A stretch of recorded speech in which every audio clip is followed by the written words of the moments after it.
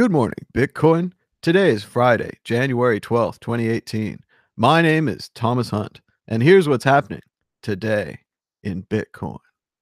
The price of Bitcoin was up 2.49% in the last 24 hours, with a last of 13,658, a high of 14,1112, and a low of 12,898. That's $1 for 7,326 Satoshis. Our top story, the petition to ask Coinbase to prioritize SegWit implementation on the Coinbase Bitcoin wallet and GDAX exchange, now has, refreshing to get the live numbers, 9,306 signatures. Please sign the petition down below and ask Coinbase to start using SegWit. Yesterday, we had a tweet about this, and we asked the mainstream media, how many signatures does a petition asking Coinbase to adopt SegWit need before it's news? Universally, it was agreed, we need 15,000 signatures, maybe more. Right now, we have 9,000. Please keep retweeting this. If you'd like to, add your own tweet, tag Mad Bitcoins, and I'll retweet. Just link to the petition. Link to the petition over and over again until we get 15,000 signatures and maybe more. Our top story this morning is Coinbase spamming the Bitcoin network. According to a tweet by Sev Econom, it says, Coinbase, you need to batch your outgoing transactions. You alone are spamming the network. If you would use SegWit and batch all outgoing transactions, the mempool would be empty. This picture is clear evidence of this. This is your core business, and you are ruining it for your customers. If you see right here, it says that sending Bitcoin from Coinbase was temporarily unavailable. We saw the mempool empty out. The problem was fixed. Sending's available again, and Coinbase began spamming the network. We can see right here, Coinbase, by failing to batch transactions, something that the pro tip open source tipping plugin did 2 years ago, Coinbase, by failing to adopt segregated witness, something that several smaller wallets and exchanges have already adopted, is spamming the network. Coinbase may be part of the problem. Please sign the petition and ask them to start batching transactions on Twitter. It's sad that a so-called technology company has to be run in this way, where its customers do the work for it and point out obvious security and operations flaws. Vinny Lingham, like I always say, if you don't control the keys, you don't own the coins, commenting on a report that Kraken has had their website down for 15 plus hours, saying that it's in VT100 emulation mode. This is bad news for Kraken. And once again, remember that Bitcoin itself never goes down, but the companies around Bitcoin, such as Kraken or Coinbase, even local Bitcoins, they go up and down. That's why it's important for you to hold your own keys in paper wallets or a private wallet like a Trezor or a Ledger, a hardware wallet.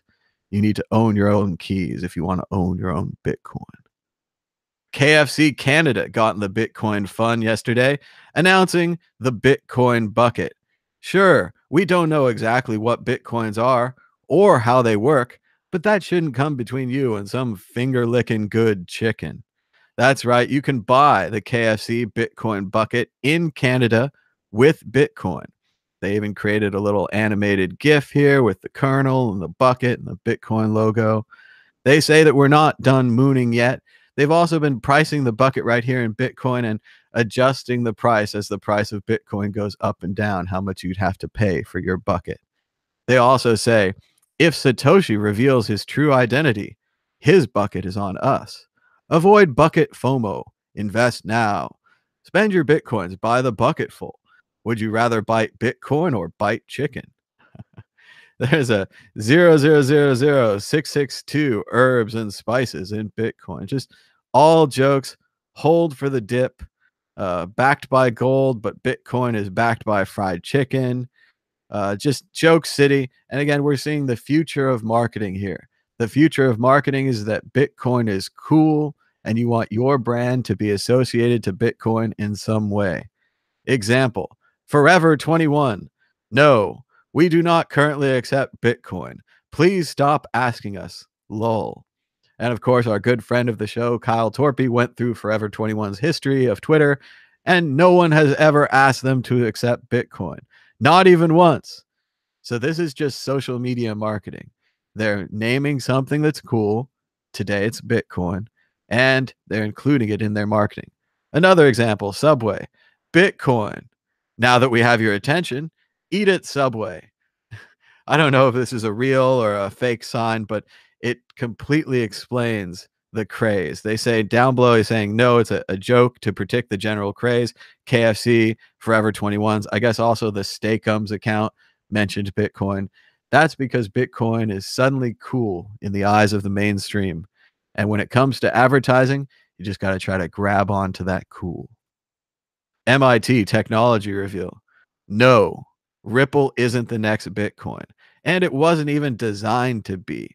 Bitcoin was never meant to be another Bitcoin. Ripple's big bet is that XRP will become a bridge currency that many financial institutions use to settle cross-border payments faster and cheaper than they do using global payment networks, which can be slow and involve multiple middlemen. Bitcoin could be used to do this too. But Ripple can settle 1,000 transactions per second compared to Bitcoin's 7, and its transaction fees are much lower because no one uses it. This idea is that it will in turn make the currency more valuable. Of course, Bitcoin's blockchain-based payment network doesn't need a bridge currency to work. And so far, everyone using the network has used digital IOUs. That's right. You don't need XRP to use Ripple. So when you're investing and speculating the XRP token, you're investing in something that no one uses and no one needs. Maybe if you wanted to buy Bitcoin, you should just buy Bitcoin. Why one small Washington town has seen so many Bitcoin miners move in. That's right, low-cost electricity and cool temperatures have attracted Bitcoin miners to the small town of Wenatchee, Washington. Very interesting story about how China's move to ban Bitcoin miners is actually spreading them across the globe, which is good for Bitcoin, good for decentralization. They've also got it from the Reuters Business News. China's Bitmain technology is eyeing possible Bitcoin mining sites in Quebec, as expectations of a Chinese crackdown on cryptocurrency mining will make the energy-rich Canadian province an attractive alternative. Bad news for China, great news for Canada. Goldman Sachs caves. Bitcoin is money. They've said it all before. Bitcoin's a bubble. Bitcoin's for criminals. Bitcoin's penny candy and should be worth just about as much. It's tulips. It's a Ponzi scheme. It's a fraud. And now they've caved. On Wednesday, Goldman Sachs weighed in on the Bitcoin debate with a 9-page report to clients titled Bitcoin as Money. They've caved, the article says. Cryptocurrency, with Bitcoin at the helm, is going to be even bigger this year than it was in 2017. Even bigger. Goldman Sachs. Can Bitcoin succeed as a form of money? In theory, yes. Yes, from Goldman Sachs. We've been waiting years for this. We've been told that we were wrong over and over again, that Bitcoin didn't mean anything, and that Bitcoin wasn't worth anything, and it didn't have intrinsic value, and it was a Ponzi scheme, and tulips, and a bubble, and a dot-com boom. But now, Goldman Sachs. Can Bitcoin succeed as a form of money? In theory, yes. What if this means that all the other things we've been saying about Bitcoin are also true? Bitcoin eyes consolidation as price flirts with 14,000. Great new analysis from Omar Godpool over at Coinbase. He says that we've got a little bit of an up, but we've also got a little bit of a down. The 50-day moving average continues to rise in favor of the bulls. However, we've had bearish price action as Bitcoin defended the ascending trend line drawn from the November 12th low and the December 22nd low. The bears failed to cut through the trend line. and we could see a bearish crossover. Let's go back to the weekly chart. The sell-off ran out of steam near the upward sloping 10-week moving average, currently at 12,743. We also retraced to a 38.2 Fibonacci retracement level of 12,573, which acted as a strong support. The bullish 10-week moving average, 50-day moving average, and repeated bearish exhaustion near 12,573 indicates that any dips below 12,000 are likely to be short-lived. The bullish scenario, if we could have a close above the 50-day moving average, followed by a move above 17,174 before Monday, it could open the doors for a rally to record highs over $20,000 a coin. So I'd hold on to your hats. A quick check of the altcoin markets. Bitcoin down 3%, Ethereum even, Ripple down 5%, Bcash down 3%, Cardano up 6%, and we've got a low one down here, Stellar up 13%, and EOS up 20%. So we are seeing some action on the lower end of the top 10 altcoins. Just in case you're wondering, we are streaming live on the World Crypto Network.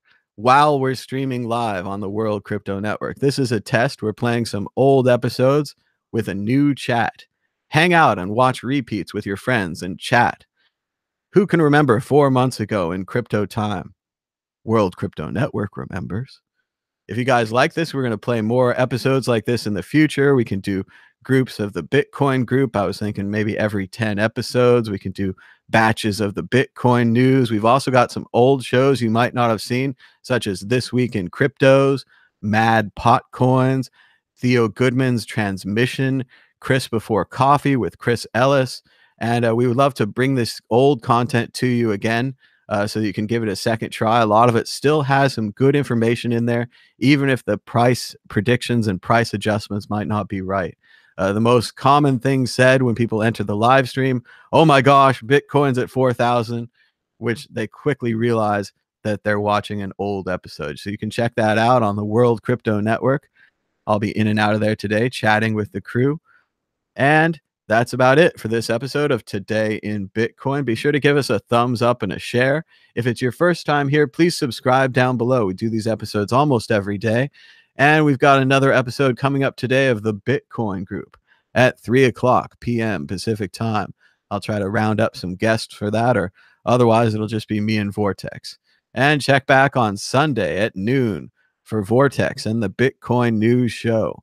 We've got lots of new programs here for you. You can check out Andy Hoffman's interview with Richard Hart, just aired a couple of days ago, or just hang out on the live stream and have some fun with the old episodes. Thanks so much for watching. Until next time, bye-bye.